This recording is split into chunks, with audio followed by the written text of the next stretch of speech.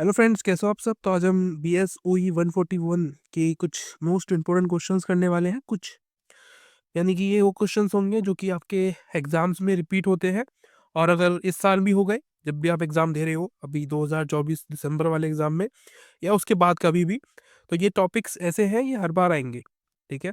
तो इस बात का मतलब आपको कोई टेंशन नहीं लेना है कि आएंगे या नहीं आएंगे, इतनी पुरानी वीडियो है, बिल्कुल भी नहीं। ये टॉपिक्स हमेशा रिपीट होते हैं जब भी आप एग्जाम दोगे। इसमें से एक ना एक क्वेश्चन तो आता ही है, ठीक है। और मेरे क्वेश्चंस हर बार फंसते हैं, 2-3 क्वेश्चंस तो इजीली आ ही जाते हैं हर एग्जाम्स में। और अभी जो फिलहाल में चल रहा है आपका दिसंबर 2024 का, इसमें भी काफी सारे बच्चों का कमेंट आ रहा है कि हाँ, क्वेश्चंस आ रहे हैं आपके। ठीक है। क्वेश्चंस नहीं, मैं आपको आंसर लिखवाता हूँ यहाँ पे, तो आपको बस फॉर्मेट याद रखना है आंसर का। ठीक है। जो कीवर्ड्स मैंने लिखवाए होंगे आपको, वो आपको याद रखने हैं। तो आपका नगरीय समाजशास्त्र जो बुक है, उसी से ही है। ठीक है। तो सबसे पहला क्वेश्चन जो है, जो आता है, मुझे लगता है कि जो आएगा आपके एग्जाम में इस बार भी आ सकता है, पॉसिबिलिटीज रहती हैं कि भाई नगरीकरण का अर्थ क्या है। ठीक है। आप बुक पढ़ रहे हो, आपको पता होना चाहिए। पहला क्वेश्चन ये बनता है, पहला या दूसरा क्वेश्चन में से ये आपका आता ही है कि नगरीकरण क्या होता है, भारत में इसकी चुनौतियों की चर्चा कीजिए। ठीक है। तो सबसे पहला मतलब नगरीकरण के जो हमें है वो है कि भाई नगरीकरण क्या होता है। तो एक प्रकार का प्रोसेस है। इस प्रोसेस में क्या होता है कि भाई जो आबादी है, ठीक है, जनसंख्या जो है, वो गांव से शहरों की तरफ जाती है। ठीक है। अब उससे क्या होता है, जो शहर होते हैं उनका तो विकास हो जाता है, लेकिन जो गांव होते हैं वो एक तरीके से खाली हो जाते हैं, वहां पे लोग नहीं रहते फिर। ठीक है। तो ये शहरीकरण है। इसके अंदर क्या होते हैं, इसके कुछ कारण होते हैं शहरीकरण के, जैसे कि औद्योगिकरण है, आर्थिक विकास है, तकनीकी प्रगति है। इनकी वजह से जो है शहरीकरण आपको देखने को मिलता है। आप कभी भी जाते हो शहरों में, क्यों जाते हो? रोजगार करने के लिए और अपनी जिंदगी को अच्छी करने के लिए। ठीक है। एजुकेशन लेने के लिए। तो ये रीजंस होते हैं वहाँ पे जाने के। ठीक है। एक शॉर्ट में मैंने आपको बता दिया कि क्या होता है। आप एग्जाम में आप इससे ज्यादा भी लिख सकते हो इजीली। आपको ये 4 पेज भरना पड़ेगा, 4 से 5 पेज इसके आंसर, यानी कि इस वाले क्वेश्चन के लिए 4 से 5 पेज भरना पड़ेगा। ऐसे सब क्वेश्चन के लिए होता है। ठीक है। 5 क्वेश्चन आपको अटेम्प्ट करने होते हैं। उसमें 4 से 5 पेज आप भर दो। ठीक है। पूरा पेज भर दो, इजीली आपके मार्क्स आएंगे, अच्छे मार्क्स आएंगे। और आप चाहे तो आप डायग्राम भी बना सकते हैं मेरी तरह, जो मैंने यहाँ पे बनाकर दिखाया है आपको। ठीक है। और इसमें जो प्रॉब्लम्स है वो क्या है कि भाई तेज अपनी अनियोजित विकास, कहने का मतलब जो विकास जो होना चाहिए शहरों में जिस तरीके से, क्योंकि आबादी बढ़ती है तो उस हिसाब से हमारा डेवलपमेंट भी होना चाहिए। ठीक है। घर बार जो है, अच्छी बिल्डिंग्स होनी चाहिए, और जल निकासी जो है, यानी कि जो बिजली पानी की व्यवस्था है वो अच्छी होनी चाहिए। नाली जो है, ठीक है, नाली वो अच्छे बड़े होने चाहिए, ताकि जो बड़ी आबादी है उसको भी झेल सके। ठीक है। उसके पानी जो जाता है ना बहुत ज्यादा स्पीड में, तो आपको पता है शहरों में क्या होता है, बाढ़ सी आ जाती है बारिश के टाइम में। तो वो ना हो, पानी रुके ना, उसका भी ध्यान रखना चाहिए। ठीक है। तो ये प्रॉब्लम है शहरों में। गंदी बस्ती आपको पता है, ये जो भी लोग आते हैं शहरों से, मतलब गांव से शहरों में, तो वो गरीब होते हैं, और ना चाहते हुए भी उन्हें उन बस्तियों में रहना पड़ता है जहाँ पे वो नहीं चाहते रहना। जैसे कि किसी गटर के किनारे झुग्गी बसा ली अपनी, ठीक है, बस्ती बसा ली अपनी, और या किसी नदी के किनारे बस गए वो। तो ये प्रॉब्लम है। उससे क्या होता है, उनको उनकी जान को हानि है। एक तो हेल्थ इश्यूज हो जाते हैं, ठीक है, डेंगू मलेरिया और हेपेटाइटिस बी, ई, जो प्रॉब्लम्स होती है वो हो जाती है। और उसके अलावा जैसे कि कभी बाढ़ आ गई तो आपदा की वजह से वो अपने उन जो है अपनी जान गंवा देते हैं। उसके बाद पर्यावरण क्षरण जो है वो भी आपको मिलता है। प्रदूषण बहुत ज्यादा आता है। ठीक है। बीमारियां मैंने आपको बता दिया क्या क्या होती है, डेंगू मलेरिया और किडनी की बीमारी, बहुत सारी प्रॉब्लम्स क्रिएट हो जाती है। सामाजिक मुद्दे क्या होते हैं, ये लोग बहुत गरीब होते हैं, बेरोजगार होते हैं, और ये जो यातायात होती है ये भी बहुत ज्यादा कम हो जाती है। ठीक है। शहरों में अगर ये जैसे कि लोग ज्यादा संख्या में शहरों में आते हैं, तो जो जितने लोगों के लिए वो बनाया गया था ना, अगर उससे 10 गुना ज्यादा लोग आ जाएंगे तो वो कैसे रहेगा। अगर मान के चलिए एक बस है जो कि 20 लोगों के लिए बनाई गई है, अगर उसमें आप 40, 50, 100 लोग भर दोगे तो कैसे चलेगी वो बस। ठीक है। दिक्कत नहीं आएगी उसमें। तो ऐसे ही कुछ शहरों में भी होता है। ठीक है।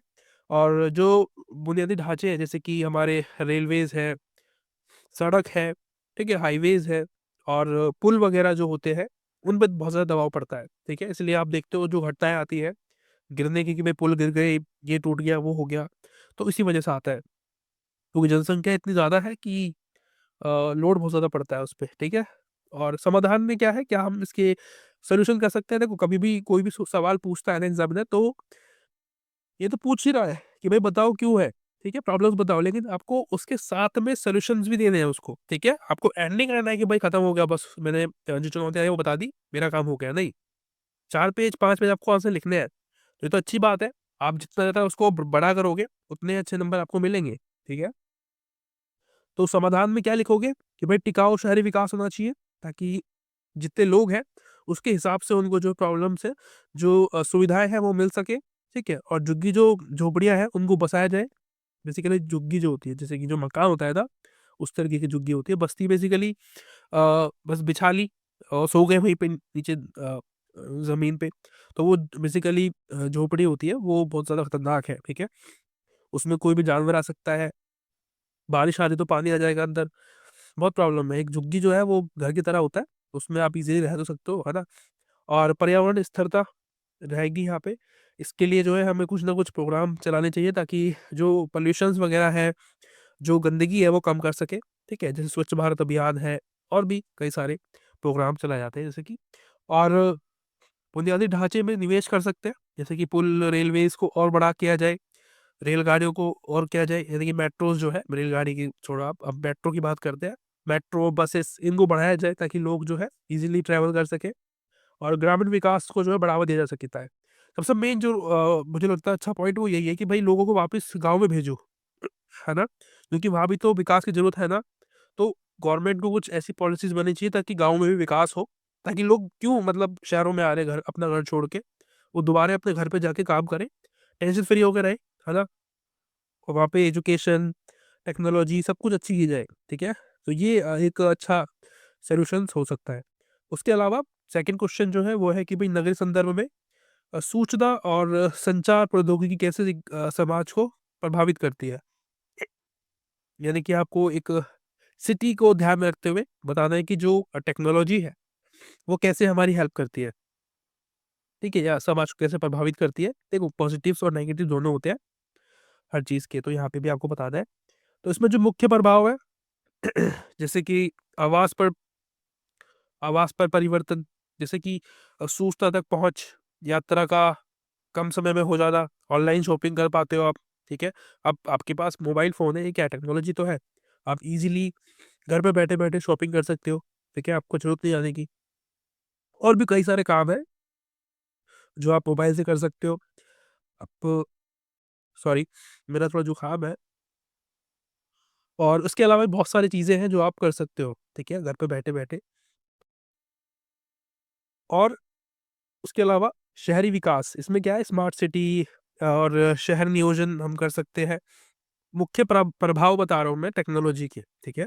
अब टेक्नोलॉजी से बहुत सारे काम हो सकते हैं, और अर्थव्यवस्था को हम अच्छा कर सकते हैं, जैसे कि व्हाट्सएप है, ठीक है? और इनसे आर्थिक विकास होता है, टेक्नोलॉजी जब होती है किसी भी देश के पास, तो वो एक तरीके से ब्रह्मास्त्र है आज, टेक्नोलॉजी।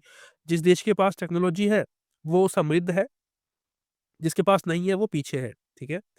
और उसके अलावा पर्यावरण को भी हम जो है बचा सकते हैं टेक्नोलॉजी से। देखो, पॉजिटिव्स भी होते हैं, नेगेटिव्स भी होते हैं, तो बताया ना अभी आपको। तो पॉजिटिव में जो है, अगर हम हमने बिजली बनाई, ठीक है? किससे बनाई? कोयले से। तो वो क्या है, एक हमारे लिए खतरनाक चीज़ है, जो कि प्रदूषण पैदा करता है पर्यावरण में। लेकिन अगर हम उसी टेक्नोलॉजी को थोड़ा एडवांस कर दें, और सौर ऊर्जा, पवन ऊर्जा, ठीक है? इनसे इलेक्ट्रिसिटी हम जनरेट करें, तो हमारा जो एनवायरनमेंट है वो डेफ़िनिटली बचेगा, है ना? सेव होगा। सामाजिक प्रभाव, सोशल जो इम्पैक्ट है वो भी पड़ता है, कि भई साइबर अपराध भी बढ़ जाते हैं, है ना? ठगी हो जाती है ऑनलाइन, पैसे गायब हो जाते हैं बैंक में से, पता नहीं चलता कहाँ गए। तो ये सब जो है नेगेटिव्स और पॉजिटिव दोनों होते हैं किसी भी चीज़ के, ठीक है?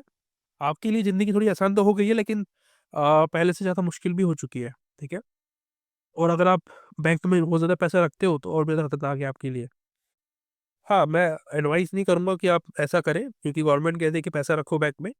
पर पर्सनली जो है यही रहता है कि बैंक में पैसा रखना थोड़ा हानिकारक है आज। हो सके तो आप कहीं इन्वेस्ट कर दो उस पैसे को, या एफडी करा लो, ताकि वो एक सेफ रहे, है ना? हमारे पास तो है ही नहीं। जो अगला क्वेश्चन है वो है मलिन बस्ती क्या है? विभिन्न नगरों में इसके विभिन्न प्रकारों की चर्चा कीजिए। तो मलिन बस्ती यानी कि जैसा आपको नाम से पता चल रहा है, यानी गंदी बस्ती, यहाँ पे बहुत सारे लोग रहते हैं, ठीक है? और जहाँ पे अशिक्षित लोग रहते हैं, गरीब लोग रहते हैं, ऐसा आप समझ लो मलिन बस्तियों का, ऐसा ही है। इसी को हम मलिन बस्ती कहते हैं। इसको आपको एक्सप्लेन करना है, ठीक है? मतलब उत्तर बताना है कि वो मलिन बस्ती क्या होती है और इसके प्रकार क्या होते हैं, ठीक है? प्रकार, मैंने प्रकार नीचे बताए हैं। सबसे पहला प्रकार होता है औद्योगिक मलिन बस्ती, यानी कि जहाँ पे उद्योग होता है, फैक्ट्रियाँ लगी होती है, उसके आस-पास में जो है लोगों ने घर बना लिए कि भई वहीं पे आके काम करेंगे और वापस चले जाएँगे, ठीक है? कंपनी से मेरा मतलब जो छोटे-मोटे काम करते हैं, जैसे कि चमड़े का काम करने वाली जो कंपनी होती है, जूता बनाने का काम करती है, वो काम थोड़ा-सा बहुत ही लो लेवल का है, लो ग्रेड का काम है।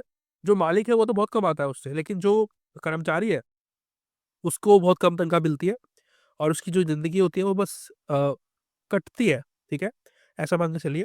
उसके अलावा रेलवे लाइन को जो है हम जो रेलवे लाइन के आस-पास में जो बस्तियाँ बसी होती हैं, उनको हम रेलवे लाइन के किनारे बसी बस्तियाँ कह सकते हैं। और नदी के किनारे जो होती है, जैसे कि न यमुना नदी है, मतलब आस-पास में जो होती है नदी के किनारे-किनारे पे, उनको कह सकते हैं।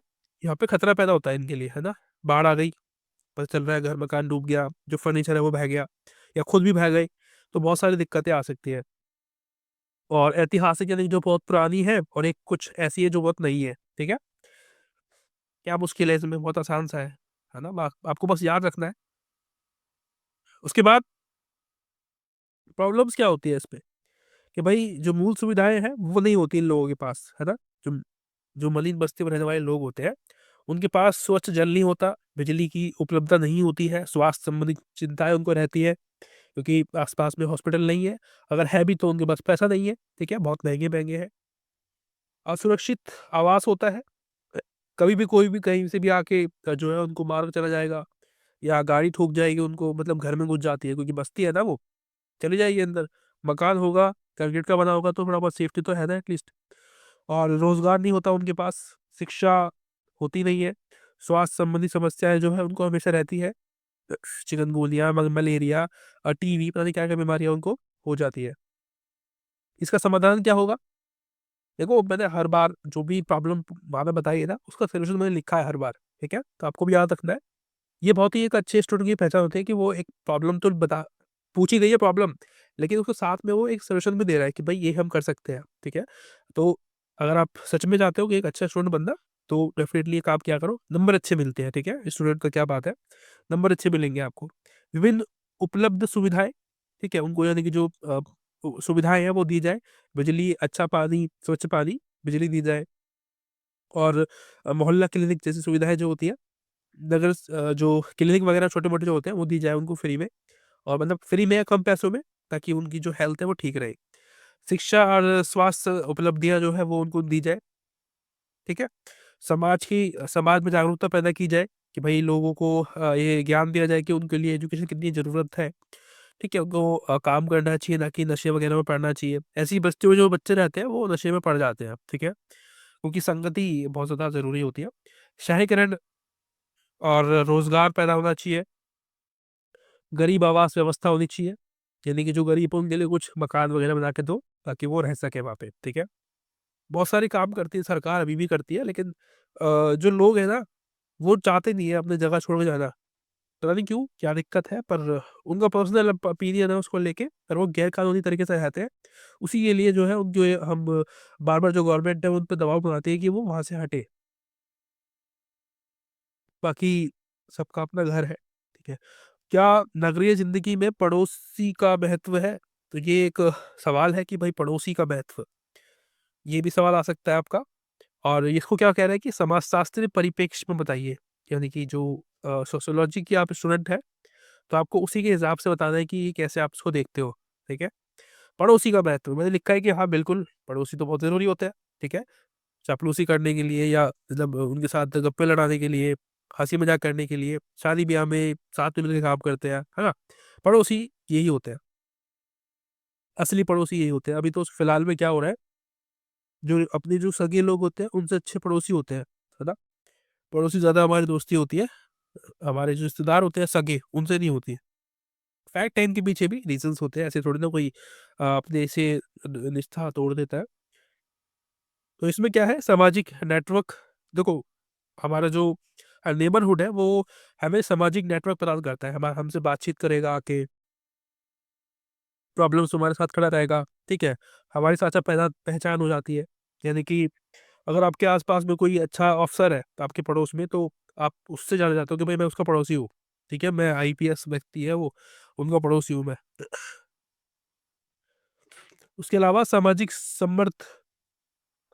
समर्थन यानी कि एक तरीके से हेल्प भी करते हैं, जो नेबर्स होते हैं आपके। उसके अलावा पड़ोसी बच्चों के विकास में, यानी कि जो बच्चे छोटे-बड़े होते हैं, छोटे से बड़े होते हैं, उनकी एक एनवायरनमेंट देना बहुत ज़रूरी होता है उनको। तो उनके विकास में जो पड़ोसी है, उसकी बहुत ज़्यादा इम्पोर्टेंस होती है। अगर पड़ोसी अच्छा होता है, तो बच्चे का विकास भी अच्छा होता है, ठीक है? वो उसकी हरकतें, उसके संस्कार अच्छे होते हैं।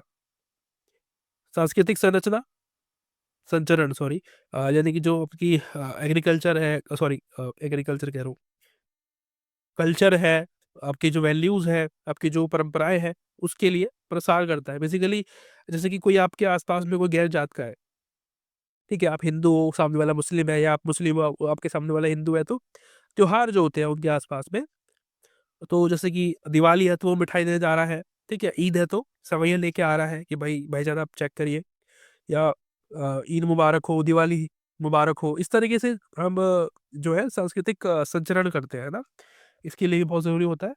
और साझा विश्वास को जो है बढ़ावा देता है। स्थानीय असमानता होती है। देखो किसी-किसी पड़ोस में क्या होता है, अब जहाँ पे आप रहते हो, वहाँ का जो स्ट्रक्चर है वो अलग होगा, क्या पता आपके आस-पास में स्कूल हो बहुत पास में, तो आपके लिए जो है अप-डाउन करना बहुत आसान हो जाएगा, आपकी जॉब बहुत आस-पास में हो, ठीक है? आपके लिए अच्छे रोज़गार के अवसर उपलब्ध हो वहाँ पे। तो सबका एक पड़ोस अलग होता है, मेरा शायद जो है जहाँ पे मैं रहता हूँ, वहाँ पे आस-पास में रोज़गार की कमी है, ठीक है? बच्चे इतने एजुकेटेड नहीं है, ठीक है? तो ये हर पड़ोस में अलग-अलग होती है। मेरा पड़ोस पड़ोस अलग है आपसे, ठीक है? आपका पड़ोस अलग है मुझसे, ये बता रहा है यहाँ पे। ये हमारी स्वास्थ्य को प्रभावित करता है। डेफ़िनेटली अगर आपके आस-पास का पड़ोस बहुत अच्छा है, शांति प्रिय है, तो डेफ़िनेटली आपकी हेल्थ बहुत अच्छी रहेगी। और अगर थोड़ा-सा गलत है, आपको लगता है कि यार आपके बच्चों को बहुत ज़्यादा गलत एक तरीके से सीख मिल रही है, हमारा जो आस-पास का पड़ोस है बहुत ज़्यादा गलत है, अ, उनकी लैंग्वेज अच्छी नहीं है, अभद्र व्यवहार है, और गाली-गलौज करना वगैरह, दारू पीना, मतलब नशा करना, ये ज़रूरी उनके लिए हो गया है। तो वो आपके बच्चे के लिए भी खतरनाक है, आपके लिए भी खतरनाक है, क्योंकि वो कभी भी आपसे लड़ सकते हैं। तो ये एक समस्या भी पैदा करता है, अच्छा भी होता है, कभी-कभी बुरा भी होता है। तो ये आपके कुछ सवाल के जवाब थे, जो मुझे लगता है कि आ सकते हैं। और अगर आपको वीडियोज़ ऐसी और चाहिए तो मुझे कमेंट करके ज़रूर बताना। इसकी मैंने प्लेलिस्ट बना रखी है पहले से ही, मैंने इसकी पूरी बुक पढ़ा रखी है, अगर आपको वो वीडियोज़ भी देखनी है तो जाके देख सकते हैं। मिलते हैं अगली वीडियो में, तब तक के लिए bye, best of luck for your exam.